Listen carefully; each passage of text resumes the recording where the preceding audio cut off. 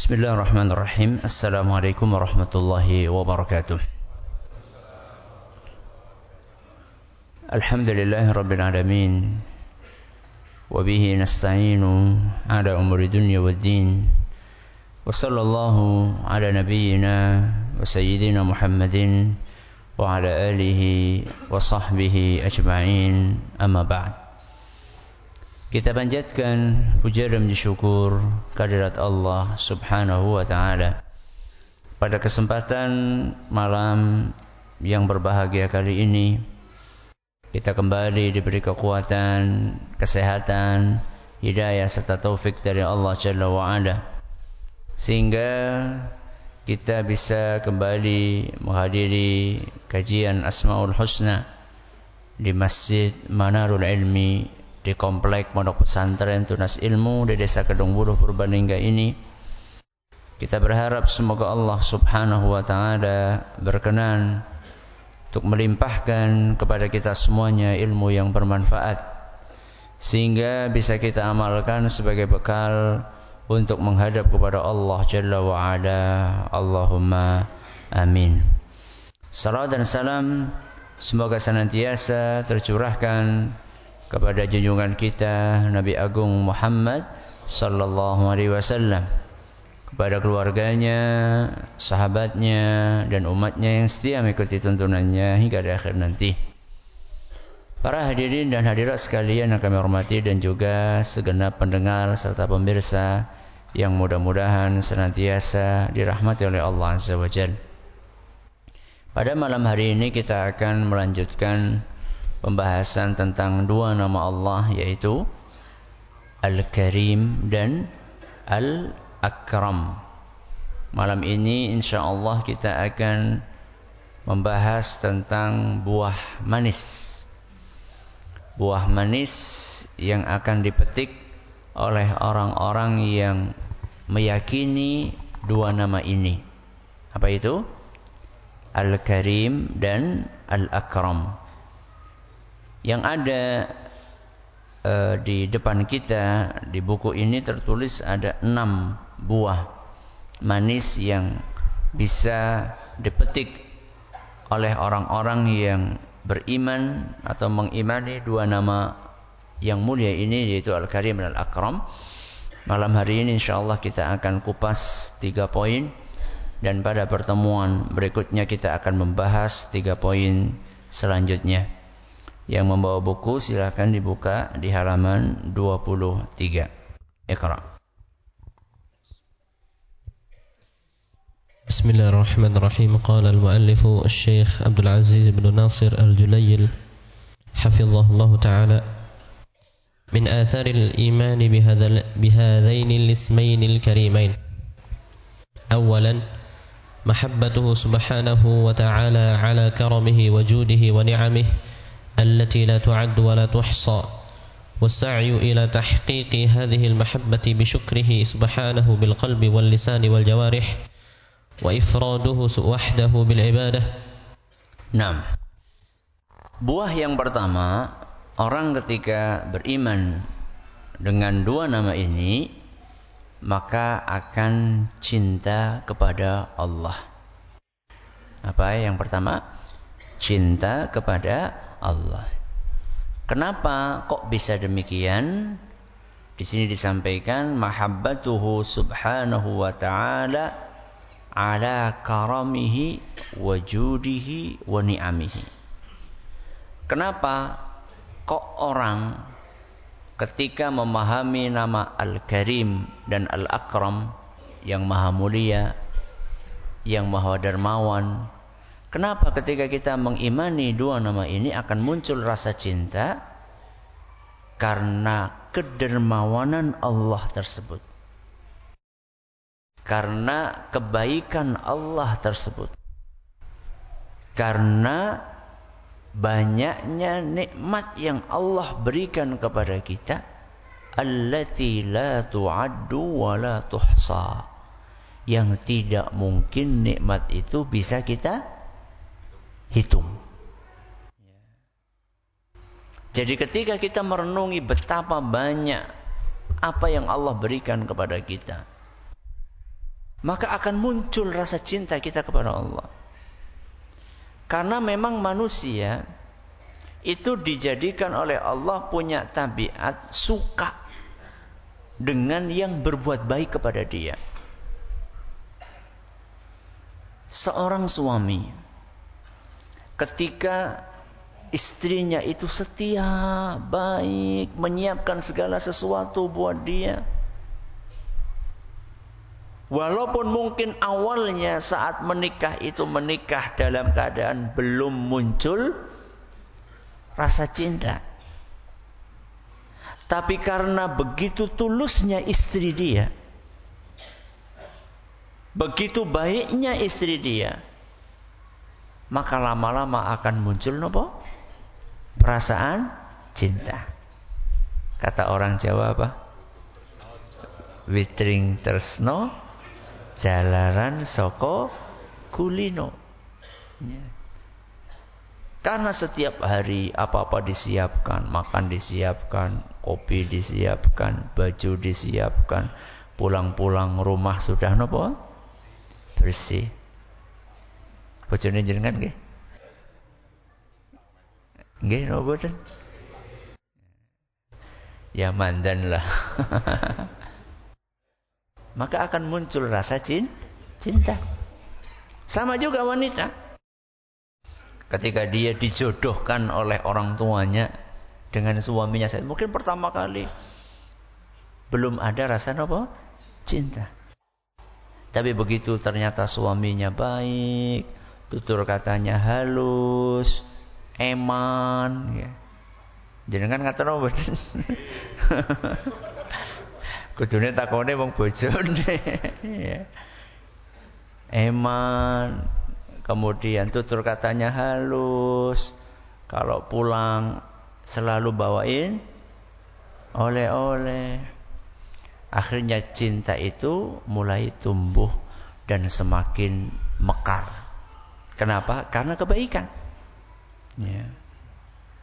Nah sekarang yang paling baik dengan kita itu siapa? Kalau bukan Allah Azza wa Jalla. Ya. Setiap saat Allah tidak pernah lalai dari kita. Tidak pernah sekejap mata pun Allah mengabaikan kita. Coba bedakan, bandingkan dengan perhatian suami kepada istri atau suami atau istri kepada siapa? Suami. Ada enggak saatnya istri atau suami itu tidak memperhatikan pasangannya? Ada atau tidak? Ada. Mau namanya manusia ya terbatas kan? Ngantuk ya ngantuk, turu ya turu. Ya. Tapi Allah Subhanahu wa taala memperhatikan kita setiap saat. Buktinya apa? Buktinya kita bisa bernafas. Buktinya kita bisa bernafas. Kalau bukan karena perhatian Allah kepada kita, mana mungkin kita bisa bernafas? Buktinya anggota tubuh kita masih bisa digerakkan. Kalau tidak bisa digerakkan, itu artinya ada salah satu pembuluh darah kita yang tersumbat. Buktinya kita masih bisa menggerakkan kedua tangan kita, masih bisa menggerakkan kaki kita, otak kita masih bisa aktif. Itu artinya Allah perhatian sama kita sehingga pembuluh darah itu masih bisa mengalirkan darahnya. Maka ketika orang merenungi betapa sayangnya Allah kepada kita, betapa banyaknya karunia yang Allah berikan kepada kita, maka mau tidak mau akan muncul perasaan cinta kita kepada siapa? Kepada Allah. Tapi cinta itu harus ada pembuktiannya. Bukan sekedar ngaku nopo cinta. Maka di sini dilanjutkan apa? Wasa'yu ila tahqiqi hadhil mahabbati. Ketika orang sudah mengaku cinta kepada Allah, maka dia harus berusaha mewujudkan cinta tersebut, membuktikan cinta tersebut. Bagaimana cara membuktikan cinta kita kepada Allah? Bisyukrihi, dengan bersyukur kepadanya. Sampun apa dereng? Sampun syukur apa dereng? Sampun Ustaz. Bolak-balik alhamdulillah. Ya, panenane kasil napa? Alhamdulillah. Dagangane laris?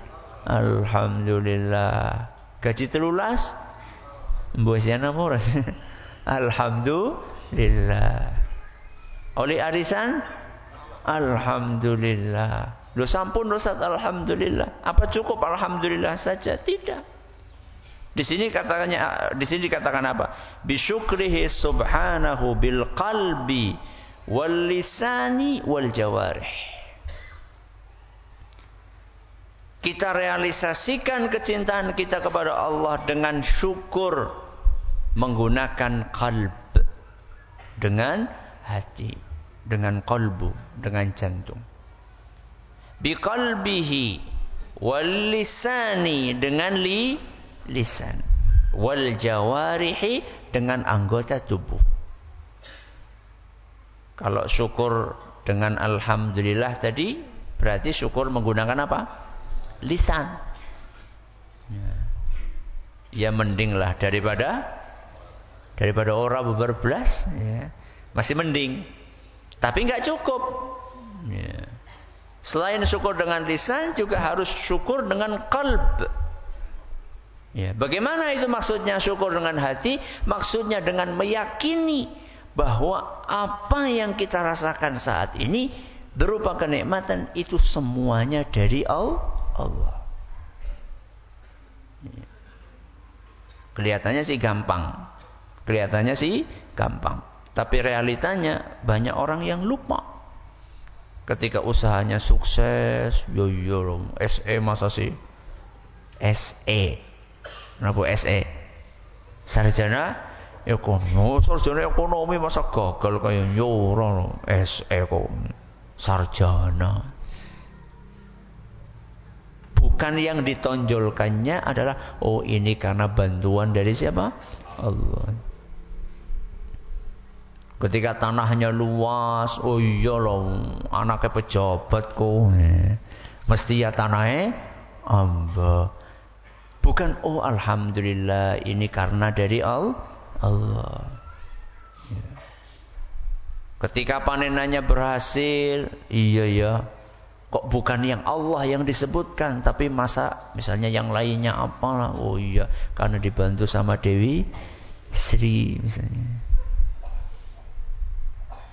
Ketika nelayan dapat ikan banyak, ya ini kan berkat bantuan dari Nyi Roro gitu. Ya memang awalnya alhamdulillah matur nuwun ya Nyi Roro Kidul lho si kepriwe.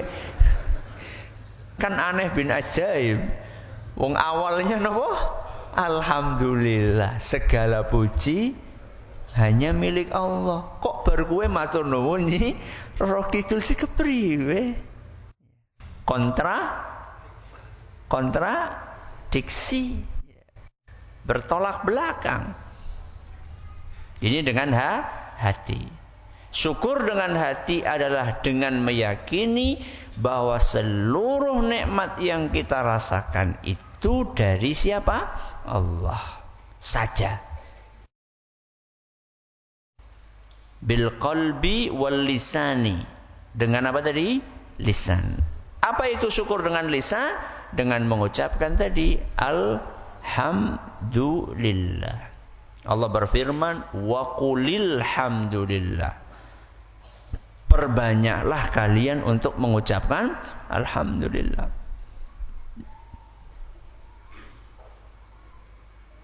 Dapat jodoh, ucapkan apa?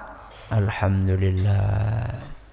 Bisa berangkat ke masjid, ucapkan alhamdulillah. Bisa hadir pengajian, ucapkan alhamdulillah. Bisa bersin, ucapkan apa? Alhamdulillah. Nikmat atau bukan? Nikmat. Jajal kayak ngapa wong sing ora bisa wahing. Wah jan ganjel banget. Ya, arep wahing tapi ora bisa, ora sida jen rasane ora kepenak banget. Ya. Alhamdulillah. Biasakan lisan kita untuk mengucapkan alhamdulillah. Itu bentuk dari syukur kita kepada Allah. Kita bisa mengucapkan alhamdulillah itu juga nikmat dari Allah. Dan nikmat itu harus di alhamdulillah maning. Alhamdulillah yang kedua itu juga nikmat dari Allah. Maka kudu di alhamdulillah maning. Berarti kan tidak ada putusnya kita mengucapkan alhamdulillah. Ya. Itu syukur dengan apa? Lisan. Ada lagi Ustaz syukur dengan lisan? Ada. Wa amma bi ni'mati rabbika fahaddits. Surat apa niku? Ad-Duha. Ayat berapa? Ayat terakhir. Ayat terakhir. Wa amma bi ni'mati rabbika fahaddits. Napa artinya? Hendaklah kalian menceritakan nikmat yang Allah berikan kepada kalian. Cerita. Cerita itu bisa dengan lisan, bisa dengan penampilan. Cerita itu bisa dengan lisan, bisa dengan penampilan. Dengan penampilan itu bagaimana? Duwe duit ya tuku klambi sing memper, kira-kira kayak gue loh. Duwe duit klambine 20 tahun ora ganti. Ya. Sesungguhnya Allah itu suka ketika memberikan nikmat kepada hambanya, nikmat itu terlihat di penampilannya. Allah itu suka ketika memberikan nikmat kepada hambanya, nikmat itu kelihatan di penampilannya. Apa penampilannya? Ya tadi baju, mobil, ya motor, tanpa berlebihan. Ya. Kalau memang bisa beli mobil ya beli, nek bisa nek ora ya ora. Ya. Nikmatnya baru sampai motor ya sudah beli motor, kenapa? Ya. Sehingga kita bisa pergi ke pengajian kemana. Ya. Kalau memang rezekinya bisa beli mobil, beli mobil. Anaknya banyak, mungkin 5 numpak motor kan angel. Ya masa siji nang ban kan orang mungkin. Ya. Kalau memang punya rezeki kenapa tidak? Allah itu senang, Allah itu suka.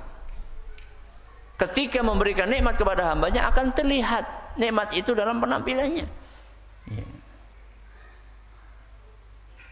Ini menceritakan nikmat lewat penampilan. Ada juga menceritakan nikmat lewat lisan.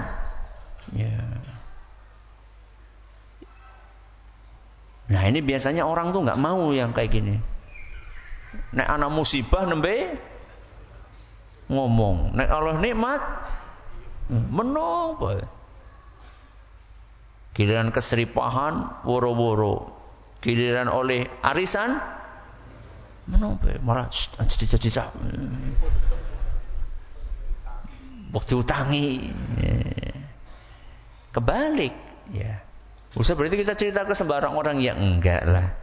Kalau cerita kepada sembarang orang ya pada pengen ngundang maling. Ya, cerita kepada orang-orang yang kira-kira baik sama kita. Ya.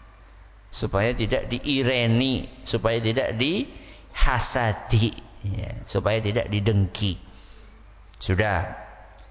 Bil qalbi, bil lisani, terus bil jawarih, dengan anggota tubuh.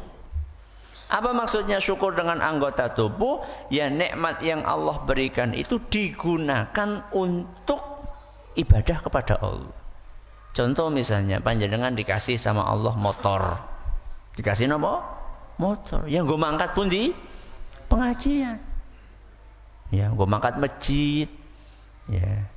Untuk silaturahim, untuk membantu tetangga, ya. Panjenengan dikasih sama Allah mobil, daripada dewekan mangkat pengajian, mbok ya tanggane dicek, ya suruh ikut. Ya enggak usah pilih-pilih, sing ayu-ayu tok sing digawa yo.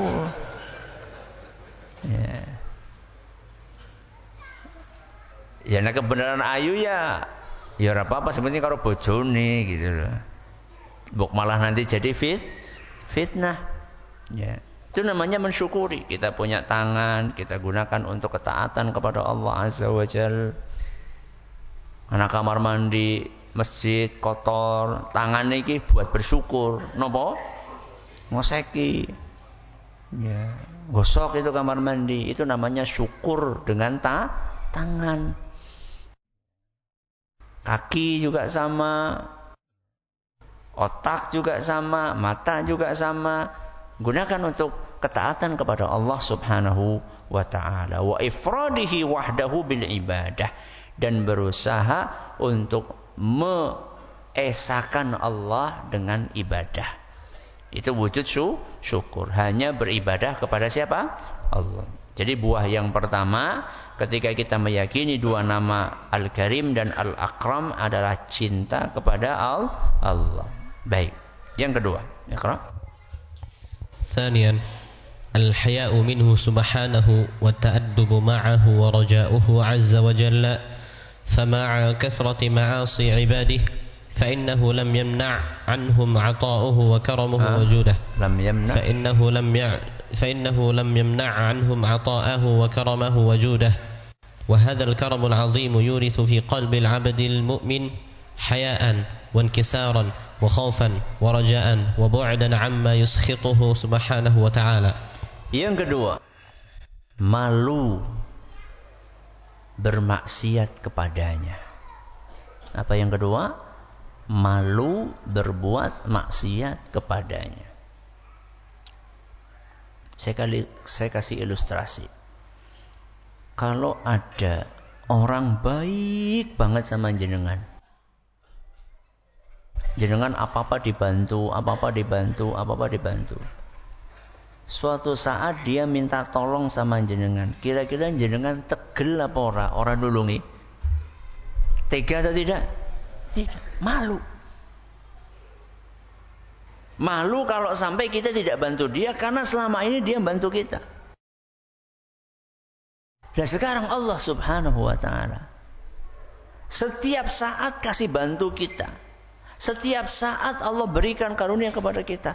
Kok kita enggak malu melanggar aturan Allah alias berbuat maksiat kepadanya? Harusnya malu. Kecuali kalau memang sudah tidak punya malu. Ya. Makanya orang yang tidak punya malu itu berbuat semaunya. Ada hadis bunyinya apa? Idza lam tastahi fasna ma syi'ta. Kalau kamu sudah tidak punya malu, maka berbuatlah sekehendakmu. Ini bukan anjuran ya. Bukan anjuran untuk berbuat semaunya, bukan. Tapi ini adalah peringatan keras. Kalau kamu sudah berbuat semaumu, itu artinya kamu sudah kehilangan apa? Rasa malu. Maka ketika kita mengingat kedermawanan Allah yang terkandung dalam namanya Al-Karim dan Al-Akram, maka kita akan merasa malu ketika berbuat maksiat kepadanya. Izin. Kalau sudah dipanggil sama Allah, hayya 'alas shalah, terus orang mangkat, izin. Malu seandainya Allah Subhanahu wa ta'ala sudah memerintahkan kepada kita untuk menutup aurat, kemudian kita tidak menutup aurat, malu. Malu ketika Allah Subhanahu wa ta'ala memerintahkan anak untuk berbakti kepada orang tuanya, kemudian malah durhaka kepada orang tuanya, malu. Karena itu melanggar perintah Allah Subhanahu wa ta'ala. Yang nyuruh kita untuk berbakti kepada orang tua kita siapa? Allah. Berarti kalau kita tidak berbakti kepada orang tua kita, berarti kita telah melanggar perintahnya siapa? Allah. Yang menyuruh para wanita untuk berhijab, sinten? Allah. Yang memberikan hidup kepada jenengan. Maka seharusnya malu kalau tidak berhijab, karena Allah sudah memberikan segala sesuatu kepada kita. Yang nyuruh kaum pria untuk berangkat ke masjid, sinten? Allah. Yang sudah memberikan jenengan kaki. Giliran dipanggil sama komandan, siap. Dipanggil sama Allah, engkau disit. Komandan itu ngasih apa toh? Ya fasilitas Ustaz, apa? Motor. Ya wis jajal ditukar bae motore karo sikile. Ya. Mau atau tidak? Ya enggak mau lah. Jangan yang belum punya motor mau sikile diijoli apa? Motor. Enggak mau lah. Lebih mahal kaki kita dibandingkan motor kita. Yang nyuruh kita untuk berangkat ke masjid, bapak-bapak, mas-mas, itu Allah Subhanahu wa taala. Yang sudah memberikan segala sesuatu, kenapa kita tidak taati perintah Allah tersebut? Malu. Maka di sini dikatakan apa? Al-haya'u minhu subhanah. Ketika orang meyakini dua nama Allah Al-Karim dan Al-Akram, maka kita akan tumbuh perasaan malu kepada Allah, wa ta'addubu ma'ahu, dan beradab kepada siapa? Pada Allah. Jadi ketika kita bicara adab, bicara akhlak, selama ini itu kesannya adab dan akhlak itu cuma kepada manusia. Justru adab yang paling tinggi itu adab kepada siapa? Kepada Allah. Wong kita sama guru kita aja beradab, sama guru kita saja kita berakhlak, masa sama Allah tidak? Ya. Wong kita sama bos kita aja beradab, masa sama Allah tidak? Ya. Wa ta'addubu ma'ahu wa raja'uhu azza wa jalla, dan berharap kepada Allah. Fa ma'a kathrati ma'asi ibadihi, walaupun hamba itu banyak maksiat kepada Allah, fa innahu lam yamna anhum ata'ahu wa karamahu wa judahu. Sekalipun hamba ini selalu berbuat maksiat kepada Allah, tapi ternyata Allah tidak menghalangi karunia-Nya kepada hamba tersebut. Saya tanya sama jenengan, berapa kali kita menggunakan mata ini untuk berbuat maksiat? Sekali? 2 kali? 3 kali? Ya wis. Dina kiye bae, dina kiye ping pinten? Sepisan? 10? Apa lebih? Tapi ternyata Allah masih beri kita izin untuk apa? Melihat. Saya tanya, Allah bisa enggak ujuk-ujuk begitu langsung kita gunakan untuk berbuat maksiat, langsung dicabut izin melihat? Sakit apa betul? Sakit apa betul? Mudah sekali buat Allah. Sangat gampang Allah Subhanahu wa ta'ala untuk mencabut izin melihat satu orang hambanya. Jangankan satu orang hambanya, orang sedunia ujuk-ujuk buta semua itu bisa Allah bikin itu. Maka seharusnya kita merasa malu kepada Allah. Kita dikasih mata, kita gunakan untuk maksiat, Allah masih maafkan. Harusnya kita malu. Kenapa sama manusia kita bisa malu, kemudian sama Allah kita tidak bisa merasa malu? Nyong isin lah wis di ngapura bae, wis lah aku tak metu bae lah, isin nang kene terus. Lu kita sama manusia bisa merasa malu. Kenapa sama Allah kita tidak bisa merasa malu? Ya. Maka di sini dikatakan, walaupun kita sering berbuat maksiat, akan tetapi Allah tetap beri karunia kepada kita. Telinga masih dikasih izin mendengar, mulut masih dikasih izin untuk berbicara. Allah bisa. Begitu orang berbuat maksiat mak jeder, langsung turun apa? Petir dari langit. Bisa. Setiap orang berzina metu sekang hotel langsung apa? Kesambar petir. Bisa. Bisa atau tidak? Bisa. Gampang banget buat Allah Azza wa Jalla. Lah medeni temen lah Ustaz aja. Ya wis wudun jajal. Saben maksiat langsung duing wudun gitu. Bisa atau tidak? Bisa.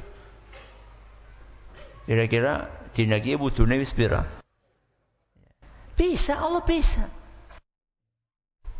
Tapi Allah tidak lakukan itu kepada kita. Allah masih kasih kesempatan kita untuk nopo?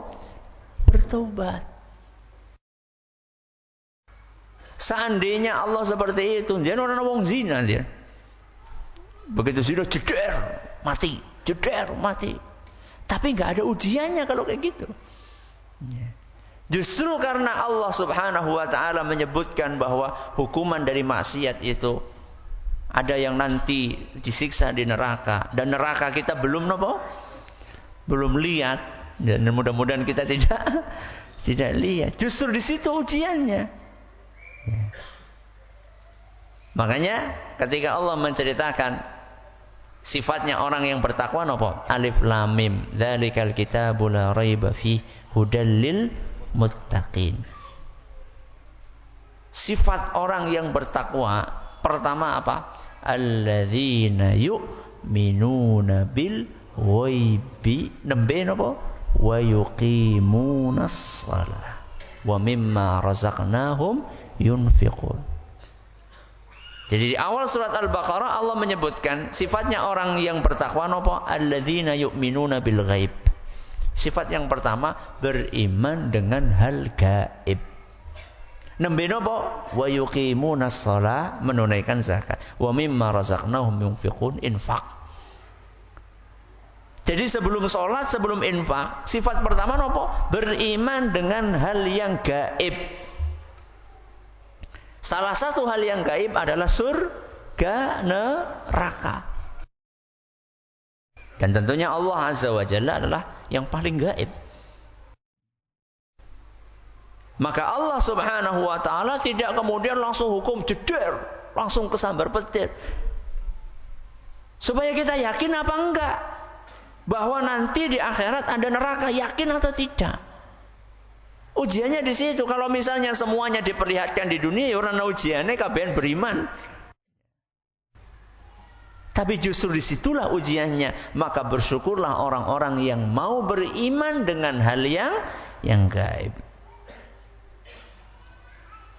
Wa hadzal karamul azim yurithu fi qalbil 'abdil mu'mini haya'an wa inkisaran wa khaufan wa raja'an wa bu'dan 'amma yuskhituhu subhanahu. Kebaikan Allah yang luar biasa tadi akan memunculkan perasaan malu, ya, untuk berbuat maksiat kepada Allah. Ini yang keberapa ini? Kedua. Apa yang pertama tadi? Cinta kepada Allah. Yang kedua, malu berbuat maksiat kepadanya. Yang ketiga, iqra. ثالثا التعلق به وحده سبحانه والتوكل عليه وتفويض الأمور إليه وطلب الحاجات منه وحده سبحانه لأنه الكريم الذي لا نهاية لكرمه والقادر الذي لا يعجزه شيء في الأرض ولا في السماء الحي الذي لا يموت. Yang ketiga adalah bertawakal hanya kepada Allah. Kenapa? Bertawakal hanya kepada Allah. Tawakal itu apa? Kenapa tawakal? Bergantung. Menggantungkan diri hanya kepada siapa? Allah. Apa hubungannya Ustaz sama Al-Karim dengan Al-Akram? Ketika kita tahu bahwa Allah itu ngasih apapun kepada kita, punya kebutuhan apapun Allah bisa ngasih, maka harusnya kita ini bergantungnya hanya kepada Allah, bukan kepada manusia. Baik manusia yang hidup maupun manusia yang sudah mantan makhluk hidup.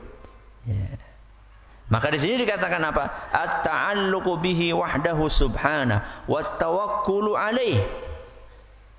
Ketika orang sudah meyakini bahwa nama Allah adalah Al-Karim dan Al-Akram, maka dia akan menggantungkan seluruh urusannya duniawi maupun ukhrawi hanya kepada Allah dan bertawakal hanya kepada Allah, wa tafwidul umuri ilaih, dan menyerahkan seluruh urusannya hanya kepada Allah. Makanya orang Jawa mengatakan opo parenge. Ya. Sudahlah opo parenge. Parenge sinten? Ya Allah Subhanahu wa taala itu opo parenge bae mboten. Apa terserah Allah Azza wa Jalla. Dia serahkan urusannya semuanya kepada Allah. Dan menyerahkan urusan kepada Allah itu bukan berarti orang usaha. Ya tetap usaha. Tapi setelah berusaha sudah serahkan sama Allah. Ya, tawakal kepada Allah. Wis tandur, wis lebleb, wis mupuk, wis apa maning? Wis dipaculi, wis dipatuni, wis di apa maning ya? Ya mau wis dilebleb, wis dibanyuni, apa maning sing urung? Wis disemprot. Sudah, kalau kayak gitu serahkan semuanya sama Allah. Ya. Apa yang akan Allah kasihkan, arep panen seton, arep panen sekintal, ya karepe seton, ya karepe. Tapi udah terserah Allah. Kita sudah berusaha. Ya. Mau ujian, wis sinau, sudah serahkan sama Allah Subhanahu wa taala. Ya. Bisnis sudah mempertimbangkan ya potensi gagal, potensi berhasil, sudah cari modal, sudah ini, sudah promosi, serahkan sama Allah Subhanahu wa taala. Ya. Wa talabul hajati minhu wahdahu subhanahu. Seluruh hajat yang kita butuhkan minta hanya kepada Allah Subhanahu wa taala. Kenapa? Li'annahul karimul ladzi la nihayata likaramihi. Karena Allah itu yang maha dermawan dan kedermawanannya itu tidak ada batasnya. Beda dengan apa? Manusia. Manusia sedermawan apapun pasti ada batasnya. Ya. Mulanya jangan mengandalkan manusia kuwi nek dijaluki suwe-suwe bosen. Jaluk bae karepe. Sedermawan apapun manusia, kalau kita terlalu sering minta sama manusia, maka lama-lama manusia itu bosen. Orang liyane apa? Ngeneh boy. Tapi Allah tuh enggak pernah seperti itu. Kedermawanan Allah itu tidak ada batasnya. Justru semakin sering kita minta kepada Allah, maka Allah akan semakin sayang kepada kita. Itulah dahsyatnya kedermawanan Allah. Wal qadirul ladzi la yu'jizuhu syai'un fil ardi wala fis sama'. Allah bukan hanya maha dermawan, tapi Allah juga maha kuasa. Tidak ada yang bisa menghalangi kekuasaan Allah Subhanahu wa taala. Ya. Jadi kalau Allah sudah berkehendak, idza arada syai'an an yaqula lahu kun fayakun. Kalau Allah sudah berkehendak, Allah hanya mengatakan kun, jadilah, maka akan terjadi. Ya.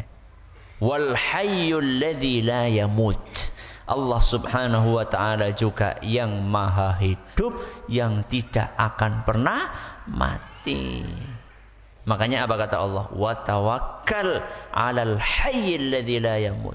Bertawakallah kalian kepada yang maha hidup, yang tidak akan pernah mati. Berarti tawakal itu hanya kepada yang maha hidup. Ya. Selain itu enggak boleh. Selain itu ada 3. Makhluk hidup, mantan makhluk hidup, atau benda mati. Apa? Makhluk hidup, mantan makhluk hidup, atau benda mati. Makhluk hidup contohnya apa? Kulo kali jenengan. Ini makhluk hidup. Kalau tawakal jangan sama makhluk hidup. Kalau ustadz ora, jangan tawakal sama ustadz. Tawakal sama polisi jangan. Tawakal sama pejabat jangan. Karena pejabat, polisi, ustadz itu makhluk hidup yang nanti suatu saat bakalan mati. Atau jangan juga tawakal kepada mantan makhluk hidup. Sinten mantan makhluk hidup? Ya sing mien tau urip siki wis mati, udah enggak usah ngapain. Mereka lagi repot mikirin diri sendiri di kuburan kok malah dijaluki tolong. Melasi temen ora bain-bain jaluke mobil mewah maning. Jangan, mereka itu juga sedang sulit pikirin diri mereka sendiri. Jangan dikasih tambah beban. Zalim itu. Makhluk hidup, terus sinten? Mantan makhluk hidup. Yang nomor 3 apa tadi? Benda mati. Lawang makhluk hidup ora oleh apa maning benda mati. Nopo? Watu, keris, apa maning?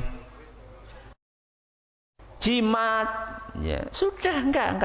Tawakal itu hanya kepada Allah yang maha hidup, yang tidak akan pernah mati. Berapa sudah? 3. Apa yang pertama? Cinta kepada Allah. Yang kedua, malu bermaksiat kepada Allah. Yang ketiga, bertawakal hanya kepada Allah. Kita akan lanjutkan dengan izin Allah buah-buah manis lainnya pada pertemuan yang akan datang. Wallahu taala a'la wa alam.